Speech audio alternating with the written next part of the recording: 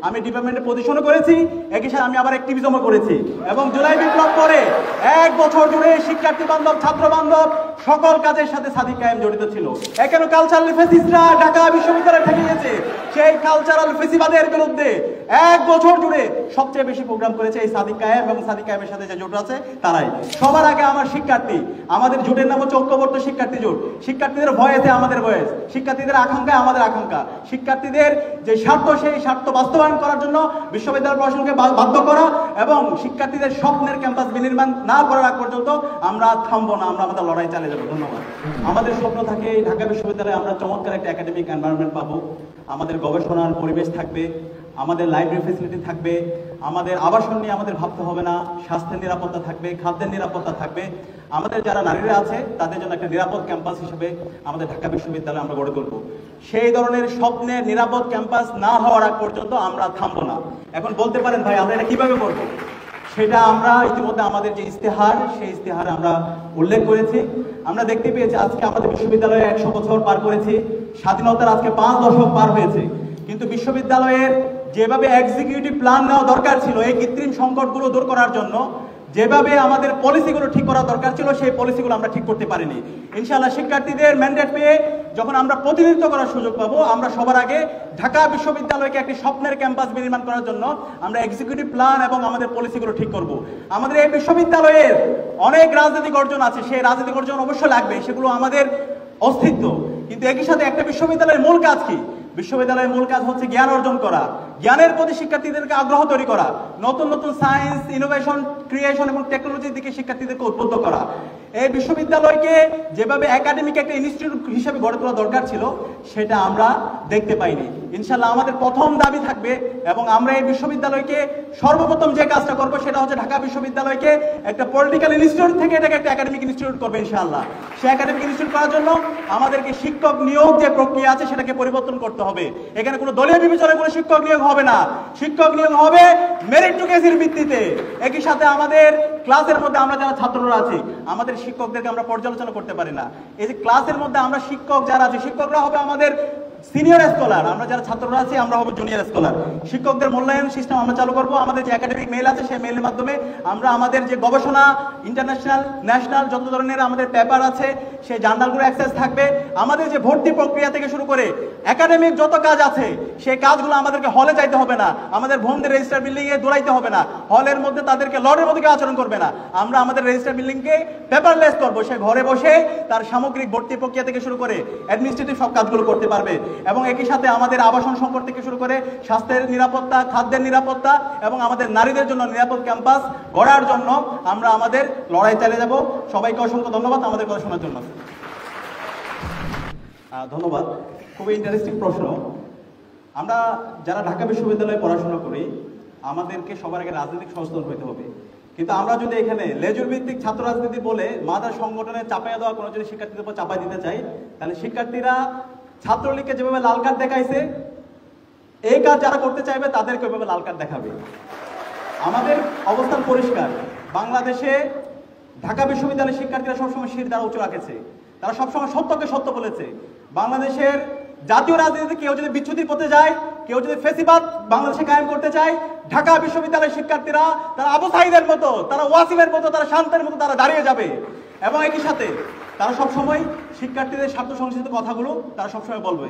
আর budget ঘাটতির এই বিষয়টা অবশ্যই আমরা সারা বিশ্বে দেখতে পাই। বড় বড় যতগুলো বিশ্ববিদ্যালয় আছে সব বিশ্ববিদ্যালয় পাবলিক প্রাইভেট কোঅপারেশনের মাধ্যমে হয়, অ্যালামনাইয়ের মাধ্যমে এই কাজগুলো সম্পাদন হয়। তো আমরা যখন বিপি হিসাবে বিশ্ববিদ্যালয় শিক্ষার্থীদের প্রতিনিধিত্ব করার সুযোগ পাবো, ঢাকা বিশ্ববিদ্যালয়ের যে বাজেট ঘাটতি সেটা পূরণ করার জন্য আমাদের যে ইন্ডিভিজুয়াল ক্যাপাসিটি আছে, বিশ্ববিদ্যালয় অ্যালামনাই আছে, তাদেরকে সম্পৃক্ত করে আমরা এই সকল সংকটগুলোকে অ্যাড্রেস করবো। ধন্যবাদ। ধন্যবাদ। আমরা বিরাজনীতি চাই না, সহমত কালচারও চাই না, আমরা নির্দলীয় নই, সর্বদলীয় ঐক্য চাই।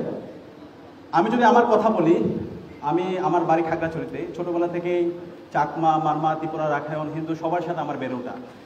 সবাইকে নিয়ে যে একসাথে কাজ করতে হবে, সবাইকে নিয়ে যে একসাথে স্বপ্নের বাংলাদেশ বিনির্মাণ করতে হবে, সেটা আমার ছোটবেলা থেকে বেড়ে ওঠা। জুলাই বিপ্লবে যখন ক্রুশিয়াল মুভমেন্ট ছিল, ইন্টারনেট ব্ল্যাক আউট, কারফিউ জারি ছিল, সে সময়ে সকল অংশীজনদের সাথে আন্দোলন কোঅর্ডিনেশন করা, দেশীয় বিদেশীয় যারা আছে তাদের সাথে আলাপ করা, মাঠ পর্যায়ে আন্দোলন সমন্বয়ের সাথে আমরা কাজ করার সুযোগ পেয়েছিলাম। এই ক্ষেত্রে আমাদের শহীদরা আমাদেরকে রাস্তা দেখিয়েছে এবং তাদের শাহাদাতের মাধ্যমে আজকে আমরা আজাদি পেয়েছি। তো আমরা যদি এখন সবার ঢাকা বিশ্ববিদ্যালয় বিনির্মাণ করতে চাই, তাহলে যে আমাকে সমালোচনা করে তাকেও নিতে হবে, যে আমার প্রশংসা করে তাকেও নিতে হবে। সেই জায়গা থেকে ঐক্যবদ্ধ শিক্ষার্থী জোটের আমরা যে জোট করেছি সেই জোটে আমরা সেটা প্রমাণ করেছি। এবং একই সাথে আমরা শুধু কথাই না, আমরা কাজ করে প্রমাণ করতে চাই। আমরা যে বলছি একটা একাডেমিক ইনস্টিটিউট, আমি রাজনৈতিক সচেতন হবো, আমি রাজনীতি করবো। আমি যদি সাদিক কায়েমের কথা বলি, আমি ডিপার্টমেন্টে পজিশনও করেছি, একই সাথে আমি আবার অ্যাক্টিভিজমও করেছি। এবং জুলাই বিপ্লব পরে 1 বছর জুড়ে শিক্ষার্থী বান্ধব, ছাত্র বান্ধব সকল কাজের সাথে সাদিক কায়েম জড়িত ছিল।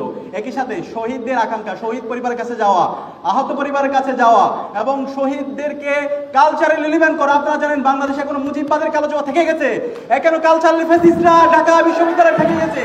সেই কালচারাল ফেসিবাদের বিরুদ্ধে 1 বছর জুড়ে সবচেয়ে বেশি প্রোগ্রাম করেছে এই সাদিক কায়েম এবং সাদিক কায়েমের সাথে যে জোট আছে তারাই।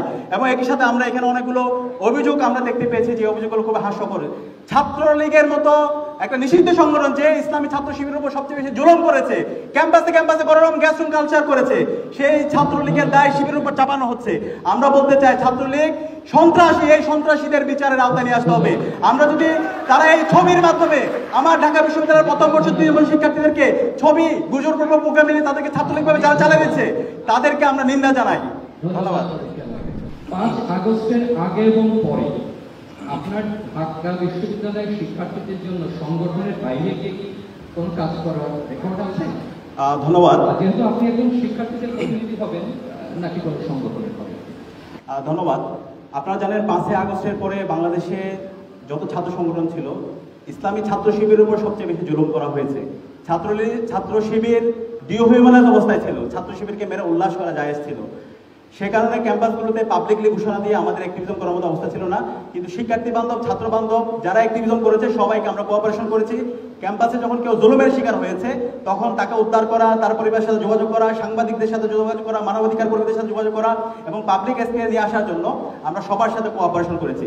এবং খুনি হাসিনা সর্বশেষ আপনারা জানেন 2 আগস্ট ছাত্র শিবিরকে নিষিদ্ধ করে দেয় এবং নিষিদ্ধ করে আবার নতুনভাবে ইসলামী ছাত্র শিবিরের উপর জুলুম করার জন্য সে সর্বোচ্চ আপ্রাণ চেষ্টা করেছিল।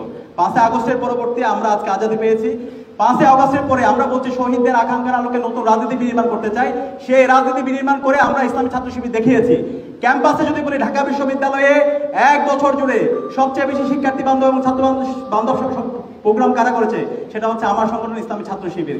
এবং শহীদদের আকাঙ্ক্ষাকে ধারণ করে, জুলাইয়ের আকাঙ্ক্ষাকে ধারণ করে আমরা সবচেয়ে বেশি সমাজ কল্যাণমূলক এবং ছাত্র কল্যাণমূলক প্রোগ্রামগুলো আমরা জারি রেখেছি। আমরা যখন শিক্ষার্থীদের ম্যান্ডেট পেয়ে সেবা করব, সবার আগে আমার শিক্ষার্থী, আমাদের জোটের নাম হচ্ছে ঐক্যবদ্ধ শিক্ষার্থী জোট। শিক্ষার্থীদের ভয়েতে আমাদের ভয়েস, শিক্ষার্থীদের আকাঙ্ক্ষায় আমাদের আকাঙ্ক্ষা, শিক্ষার্থীদের যে স্বার্থ সেই স্বার্থ বাস্তবায়ন করার জন্য বিশ্ববিদ্যালয় প্রশাসনকে বাধ্য করা এবং শিক্ষার্থীদের স্বপ্নের ক্যাম্পাস বিনির্মাণ না করার আগ পর্যন্ত আমরা থামবো না, আমরা আমাদের লড়াই চালিয়ে যাবো। ধন্যবাদ।